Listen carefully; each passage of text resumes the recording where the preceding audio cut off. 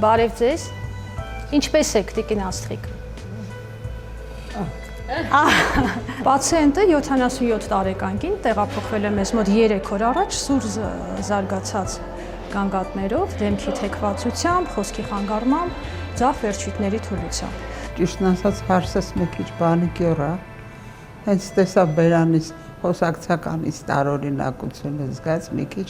վայ ասում եմ, սկորի սպասես անգել։ Թեպետ դժգոհում է տան անդամների խոճապից, բայց հենց նրանց արագ արձագանքի շնորհիվ է, որ Տիկին Աստղիկն այսօր ողջ է։ Շատ լավ։ Մենք անմիջապես արեցինք MRT հետազոտություն եւ դեպքը հետաքրքրական է ինչով, որ տեսանք կրկնակի կաթված, այսինքն 3 օրվա վաղեմության սուր կաթվածի զոնա ուղեղիկի ձախ կիսագնդում եւ սրագույն կաթված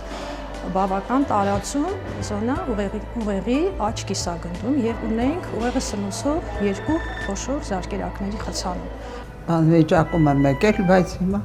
շատ լավ եմ, բարգավաճ։ Ներկայումս պացիենտի վիճակը զգալի լավ է, հուսով եմ, որ պացիենտը դուրս կգրվի մոտ ապագայում 0 նյարդաբանական դեֆիցիտով։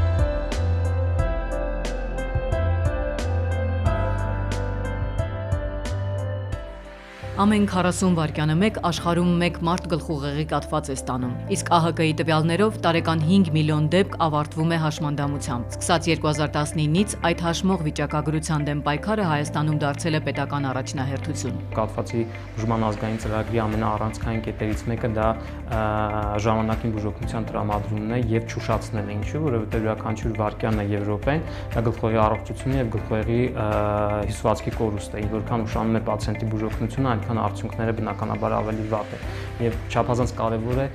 հնարավորինս շուտ հասնել մոտակա կաթվածի կենտրոն եւ հնարավորինս շուտ ստանալ համապատասխան մասնագիտացված բուժօգնություն։ Գլխուղեղի սուր եւ ենթասուր իշեմիկ կաթվածի բուժման ծրագիրը գործում է Հայաստանի 6 բժշկական կենտրոններում։ Երևանում Էրեբունի բժշկական կենտրոն, Հերացի թիվ 1 հիվանդանոցային համալիր, Աստղիկ բժշկական կենտրոն, Սուրբ Գրիգոր Լուսավորիչ բժշկական կենտրոն, Մարզերում Գյումրու բժշկական կենտրոն եւ Վանաձորի բժշկական կենտրոն թրոմբոլիտիկ բուժման իրականացմամբ։ Պետք է նշել, որ ծրագիրը ամբողջապես պետական բյուջեի հաշվին է արվում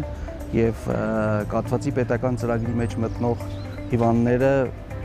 ոչինչ չեն վճարում այդ թանկարժեք բուժումների համար։ Դա նույնպես շատ կարեւոր է, որպեսզի այդ թանկարժեք եւ կարեւոր բուժումները հասանելի դարձնենք մեր բնակչության համար։ Ծրագրի մեկնարկից ի վեր ընդհանուր առմամբ բուժօգնություն է ստացել շուրջ 4000 պացիենտ։ Եթե տարիներ առաջ գլխուղեղի կաթվածի թիրախը համարվում էր 65+ տարիքը, ապա այսօր բավական մեծ է կաթվածի կենտրոնում հայտնված երիտասարդների թիվը։ Նյարդավիրաբուժության, մասնապես էնդովասկուլար նյարդավիրաբուժության դերակատարումը կաթվածի ծրագրում կայանում է նրան, որ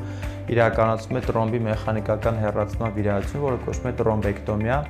Տարատեսակ մեթոդներով 2 հիմնական խումբ կա մեթոդների՝ ասպիրացիոն, այսինքն արտադրության եղանակով եւ հատուկ գործիքով stent retriever-ի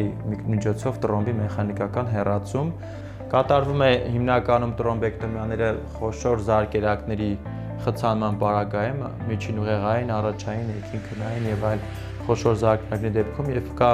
խցանված զարկերակ, կատարվում է մեխանիկական հեռացում այդ զարկերակներից, որը նպաստում է վերականգնմանը, այսինքն նվազեցնում է նաեւ մահացություն եւ հաշմանդամության տոկոսները։ Այսուհետ կաթվածի յուրաքանչյուր դեպք ունի նաև իր թվային հետքը։ Բուժման որակը բարելավելու, ռիսկերը գնահատելու եւ ծրագիրն առավել արդյունավետ դարձնելու նպատակով գործարկվել է կաթվածի պետական ռեգիստրը։ Այս տարվա հունիսի 1-ից մենք արդեն գործարկեցինք կաթվածի պետական ռեգիստրը։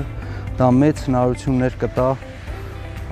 կոռեկցիա անել, կարգավորել կաթվածի դեմ մեր պայքարը եւ ունենալ ավելի մանրակրկիտ տվյալներ։ Օպերատիվ եւ մատչելի բուժծառայությունները Հայաստանում շարունակելու են ընդլայնվել, օգնելով փրկել կյանքեր եւ կանխել հաշմանդամությունը։